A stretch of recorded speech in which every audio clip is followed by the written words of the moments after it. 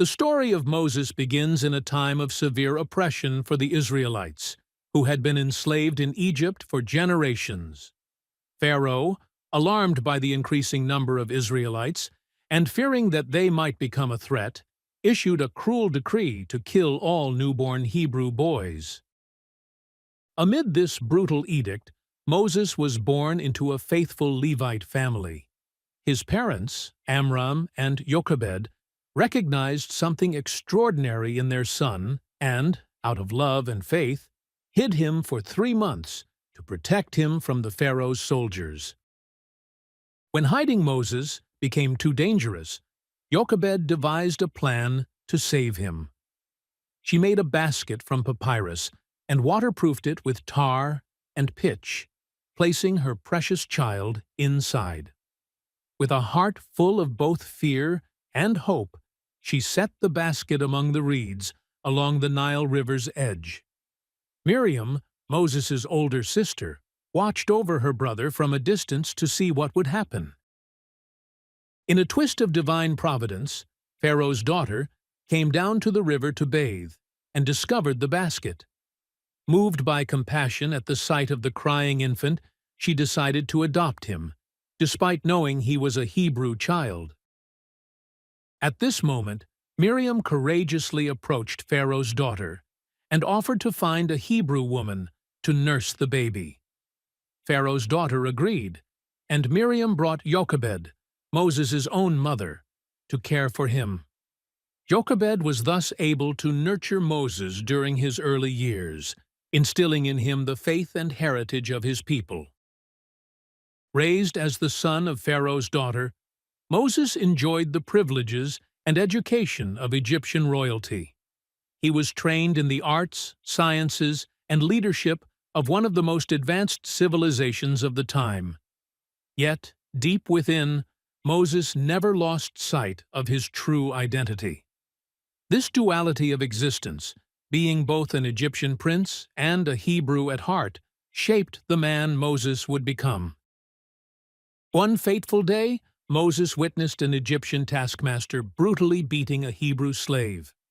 Overcome with anger and a sense of justice, Moses intervened and killed the Egyptian, hiding the body in the sand. The next day, when Moses attempted to mediate a conflict between 2 Hebrews, one of them confronted him. "Who made you a ruler and a judge over us? Are you planning to kill me, as you killed the Egyptian?"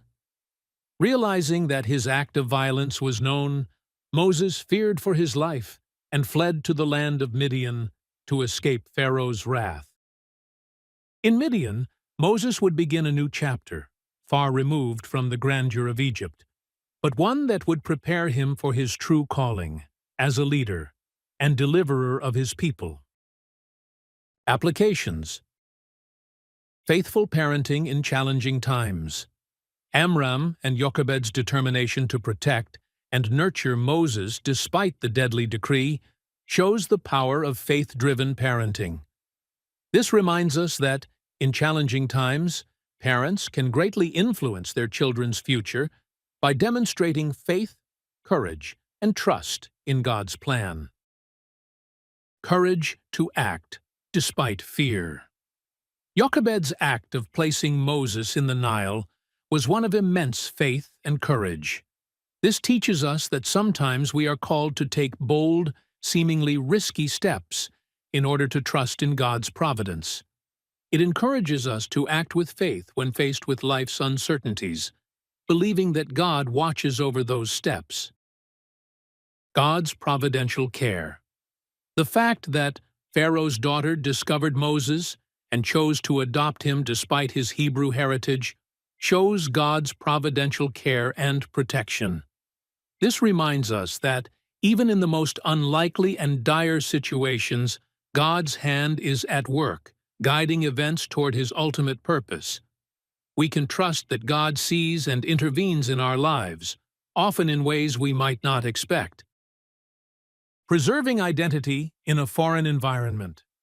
Moses' dual life as both an Egyptian prince and a Hebrew highlights the importance of holding on to one's true identity despite external influences.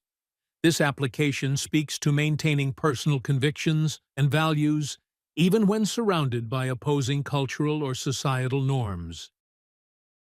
God's preparation through trials. Moses' impulsive act of killing the Egyptian and his subsequent flight to Midian highlight that moments of failure or forced detours can be part of God's preparation for greater responsibilities.